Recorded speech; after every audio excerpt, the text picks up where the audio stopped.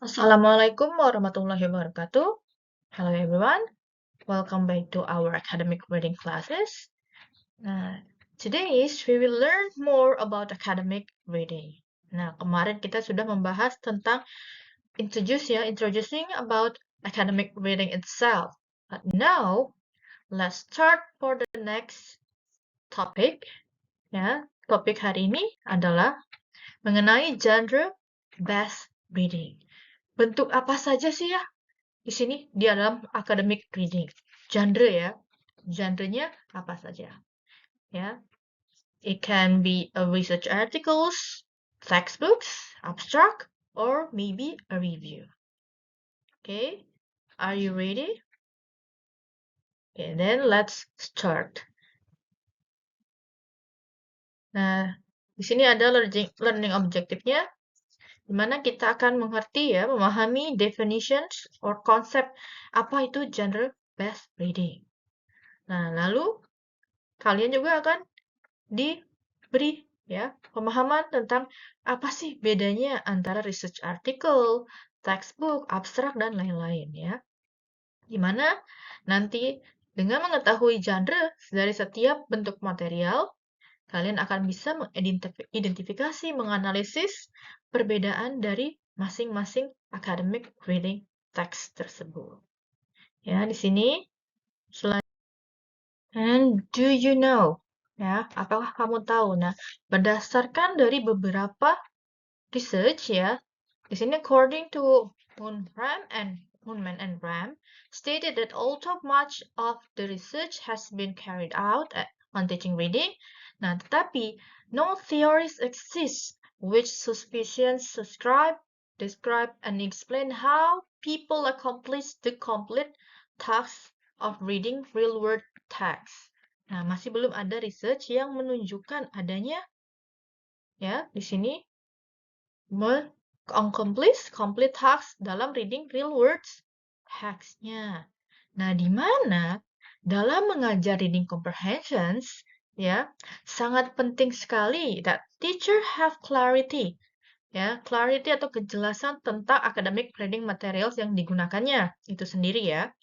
That is which better, yang mana yang cocok ya, yang bisa di-adjust to their context and meet the students' need ya. The needs in all the teaching decision toward the same directions. Nah, ini ya yang harus kamu tahu. Bahwa pentingnya ya basic knowledge kamu tentang genre base-nya. Bentuk materinya seperti apa ya di sini. Oke, selanjutnya ada apa sih itu genre based reading? Nah, genre-based reading itu adalah sebuah approach that can be defined as instructing students to read and write by using different genre of text. Nah, di mana mereka itu harus punya caranya sendiri dalam menulis dan membaca sebuah teks yang berbeda genre-nya ya. Which were written for purpose ya, other than for teaching reading within the English as a second foreign language context. Ada yang dibuat untuk si readernya, ada juga hanya untuk di sebuah inform dan lain-lain. Nah, lalu genre itu apa sih genre? Ya, genre is composed of class of communicative events which share some set of communicative purpose that are recognized by the expert members of the discourse community. Nah, berarti ini mereka itu sudah dikumpulkan ya, genre, semua jenis ya bentuknya. Nah, kita kan ada dalam teks itu ada yang namanya fiksi dan non-fiksi ya. Nah, sedangkan dalam academic reading, kita akan fokus lebih ke yang namanya non-fiksi. Nah, ini non-fiksi juga termasuk dari ini ya, main genre-nya, di mana dalam academic reading itu memiliki genre-genre sendiri ya, genre-genre lainnya.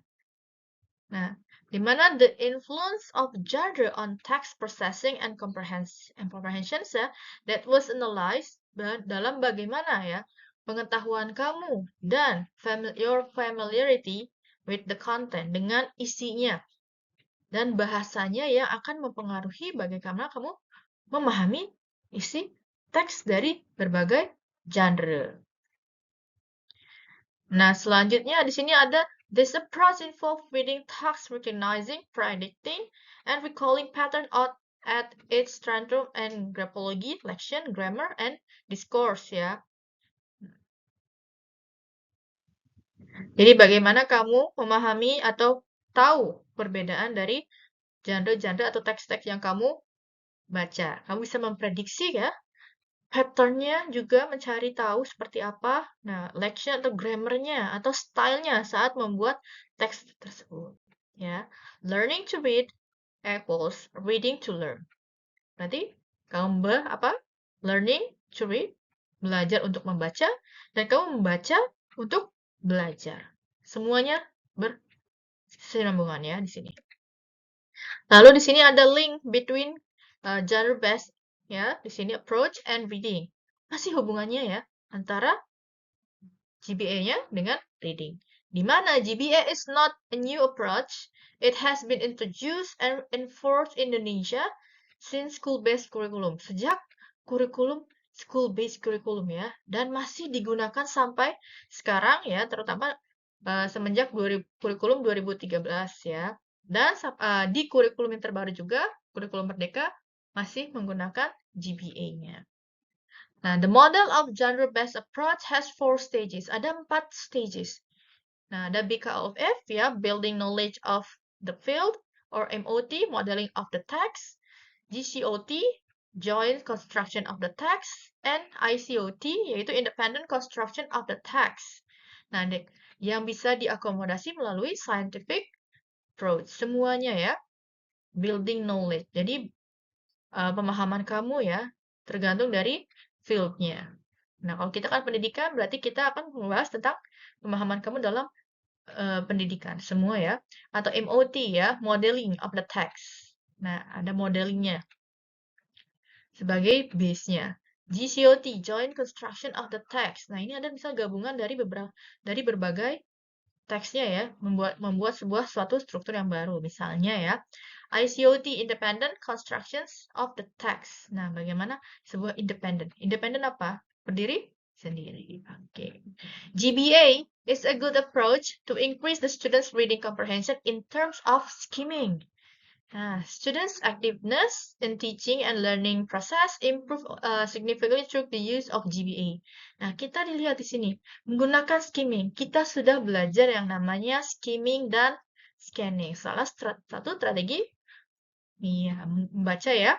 Nah, karena itu, semua strategi speed reading teknik itu tidak akan jauh dari mata kuliah reading ya. Kita pasti akan selalu ketemu lagi dengan yang namanya skimming, scanning, atau strategi-strategi lain dalam membaca. Nah, it focus on the relationship between the text and the context. Ya, fokus dalam hubungan antara teks dengan konteksnya ya. Dalam konteks penggunaannya di sini. Ya. Di sini, there are 3 kind of genre in reading. Ada 3 jenis genre dalam membaca, yaitu research articles, ya, bisa textbooks, dan juga sebuah review.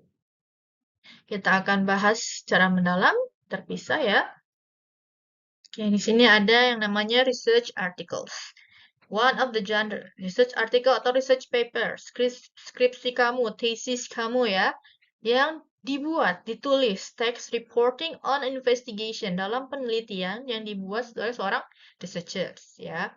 Nah, di mana RA ini, written text, usually limited to a few thousand words that report on some investigation carried out by the author or co-autorsnya ya.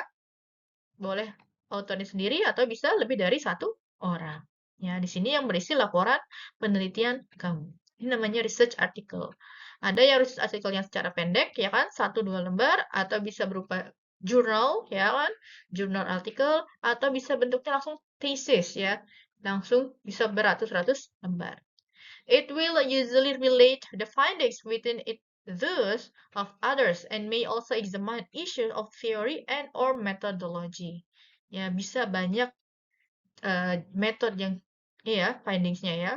Metode juga banyak dalam research article, baik mau kuantitatif ataupun mau kualitatif.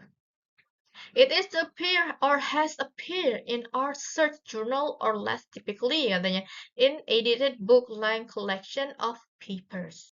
Dan bisa juga dibentuk edit length. Nah, ini misalnya book chapter dan lain-lain ya. Dipersingkat dan lain-lain. Ini untuk yang namanya research articles.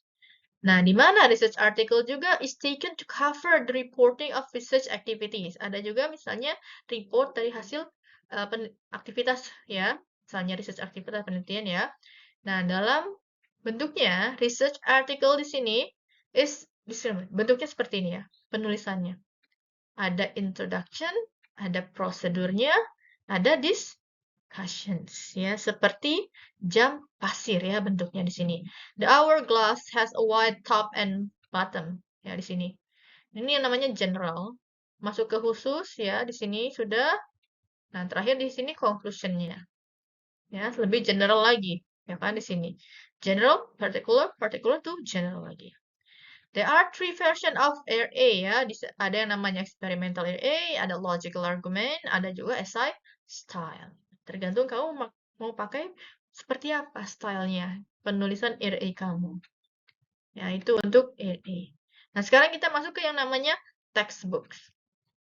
Textbooks. The main purpose of textbook is not to present new cutting-edge claims, but rather to outline the current widely agreed knowledge and method of a discipline. Nah, artinya textbook itu bukan suatu hal atau teori yang mempresentkan teori yang baru.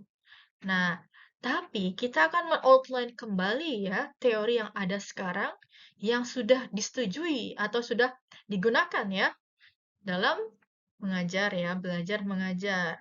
Nah, di mana textbook is generally seen as a written text that introduce newcomers to a specific discipline. Nah, ini di mana textbook itu memberi ya basic atau fondasi dari untuk para pembaca ya tentang teori atau pelajaran yang akan digunakan ya basicnya. Nah, berarti kan misalnya kalau kita belajar textbooknya tentang bahasa Inggris. Nah, berarti yang akan kita belajari apa? Introduce-nya. Oh, kata-kata bahasa Inggris itu seperti apa? Vocab-vocabnya itu seperti apa? Ya. Atau misalnya dari part of speech dulu. Nah, nanti langsung bertahap ya. Dari kata ke kalimat, dari kalimat ke paragraf. Iya, seperti itu ya.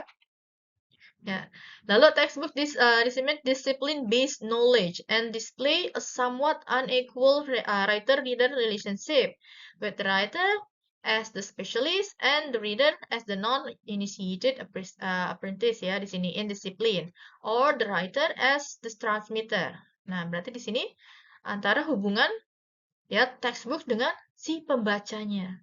Nah, di mana textbooks-nya ini adalah medium ya, medium yang dari si penulis apa saja yang disampaikan oleh si penulis tentang suatu teorinya dituangkan ke dalam suatu textbook sebagai medium dan diberikan kepada para readernya ya di sini untuk mengetahui apa sih ya maksudnya, intinya, teorinya bagaimana itu muncul atau bagaimana cara proses dan lain-lain ya di sini.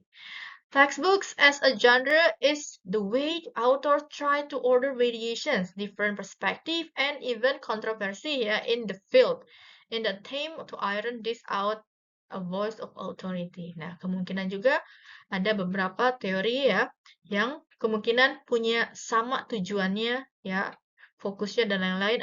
Ada pun yang berbeda fokusnya. Jadi tergantung cara penggunaan teori-teori tersebut. Another trademark of textbook relative absence of explicit references to earlier published work. Nah, ini ya. Kebanyakan trademark itu pasti berujung pada apa? Iya, kesesuaian dengan reference yang digunakan dalam pembuatan buku tersebut. Okay, next. Nah, di sini kita masuk ke namanya review ya. Review ada dua, kita bisa berupa review article atau review book ya. Scientific journal have review editors who will provide guideline for what a review for particular journal should look like. Nah, biasanya kalau kalian mau publish jurnal, nah sebelum kamu bisa publish, nah jurnal kamu itu ya pasti akan di review dulu. Apakah sesuai dengan fokus dan scope dari publisher di sana ya, dari editornya ya. Kita akan dicek dulu, sesuai nggak ya judul dari judulnya, isinya, style penulisan kamu, dan lain-lain ya di sini. The research article can be seen as a special case of the research articles. Ya, review ya. Review itu review dari artikel yang kamu baca. Misalnya, artikelnya itu bisa sampai 10 sampai 16 lembar. Nah, kamu bisa review artikel itu bisa 1 sampai 2 lembar. Memperjelas isinya, ya. Lalu mempersingkat bukan data ya, pengertian-pengertian itu bisa kamu kumpulkan jadi satu ya, menggunakan secara parafrase ya di sana. Its purpose can vary and its format is generally less rigid. Nah, punya format yang berbeda-beda pula ya. Proper research articles. Nah, furthermore, it is not uncommon to find alternative genres names used. Contohnya review, report articles, survey article, and state-of-the-art survey. Nah, ini ya yang bisa kemungkinan muncul. Ada beberapa skripsi atau tesis itu mereka harus mencantumkan di bab satunya itu adalah state of the art-nya. Ya, apa sih perbedaannya? Atau misalnya khusus yang tentang gap ya. Nah, itu ada. Nah, semuanya di sini ada ya. In terms of other characteristic of review articles, they are more often than proper research articles, single author. Nah, and they are often heavily referenced. Nah, kebanyakan artikel bisa digunakan juga ya. Kebanyakan untuk menjadi kutipan-kutipan yang digunakan dalam skripsi dan lain-lain. Nah, selanjutnya di sini ada lihat review article is relatively uncommon, tidak biasa ya. For unsolicited manuscript ya, yang come from unexpected place or to be published. Nah, karena itu, it seems that this is a genre where more well-known researchers in the field get invited to write a piece. Ada juga ya yang publishernya meminta autor untuk submit jurnal dan lain-lain di sana ya. Setiap genre beda ya di sini. Lalu ada a book review is a research genre where scholar evaluate other scholars published work ya. Artinya itu mereview buku yang sudah dipublish ya, apakah sesuai dengan standarnya dan lain-lain ya. As such, it is a general commission public evaluation which is commonly published in journal in most discipline. Karena sebagian besar ada juga ya skripsi atau ya jurnal-jurnal yang meneliti isi dari sebuah buku ya di sana. Bisa menggunakan discourse analysis atau lain-lain. As a genre of the academic book review is very heterogeneous field ya, karena buku review itu bisa berbentuk apapun itu ya, antara yang pendek, summary, dan lain-lain. Ya, punya banyak bentuknya. Itu untuk book review ya. Nah, di sini ada sebuah latihan. Kalian bisa lihat, read the following text and answer the following questions. Jawab pertanyaan sesuai dengan teksnya. Ini kita lihat pertanyaan dulu. What kind of information is mainly talking about? Nah, apa yang dibahas dari teks tersebut? What is the purpose? Tujuannya apa dari teks ini? Oke, kita akan baca bersama ya. Working long hours kills hundreds of thousands every years. Artinya, iya, bekerja dengan waktu yang lama akan membunuh hundreds of thousand years every year. Ratusan ya, atau sampai ribuan, di sini ratusan orang setiap tahunnya. Dan kita let's read aloud together. Working long hours is a health risk that kills hundreds of thousands of people every year. According to a publication recently released by the World Health Organization or WHO, people who work 55 hours and more every week have a 35% higher risk of suffering a stroke and a 70% higher risk of a heart attack. Ya, di sini compared to normal laborers ya, who work 35 to 40 hours a week. Now, 500 million people all over the world, 9% of the global working populations were exposed to long working hours in 2016. Nah, di sini ada 745.000 ya, people died katanya di sini.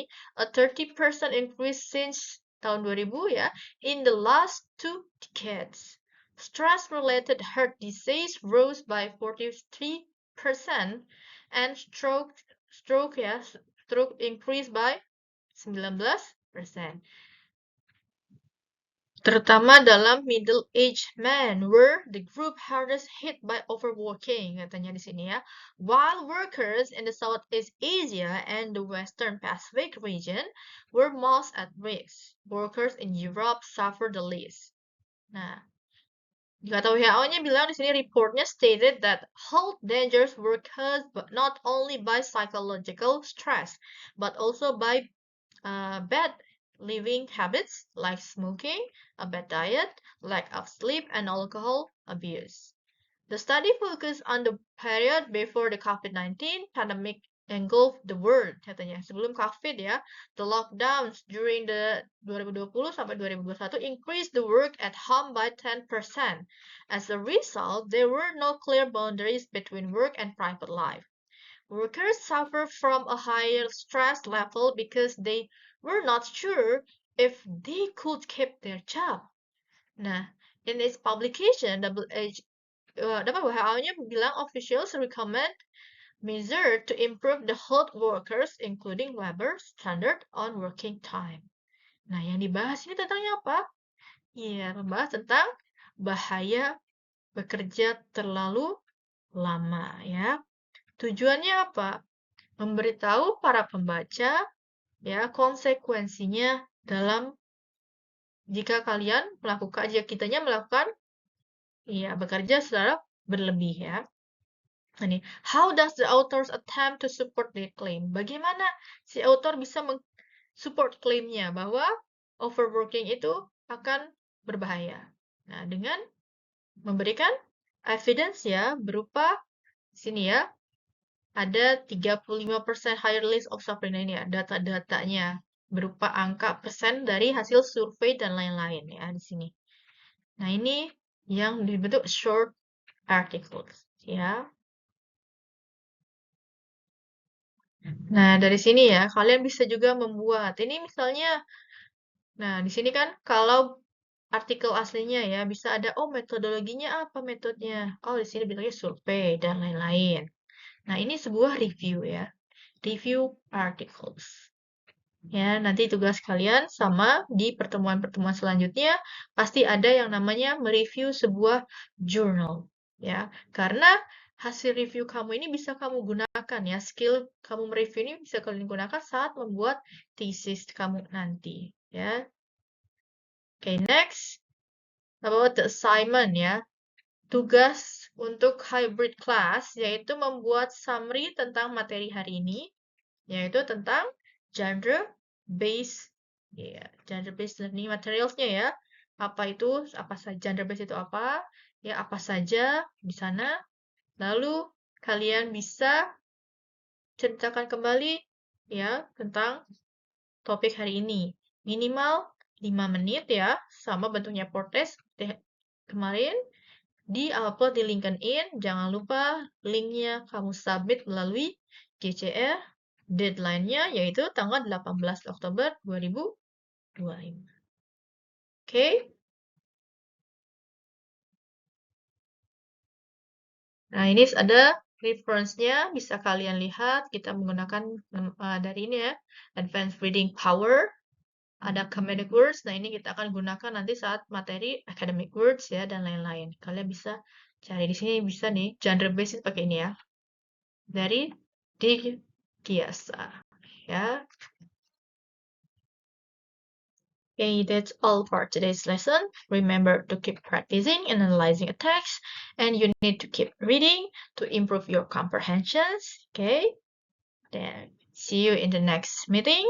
Wassalamualaikum warahmatullahi wabarakatuh.